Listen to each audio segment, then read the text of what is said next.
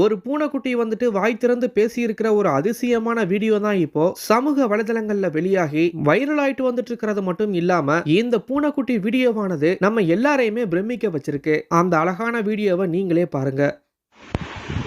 அ ஆ இ ஈ உ ஊ ஏ ஏ ஐ ஓ ஓ ஔ அக்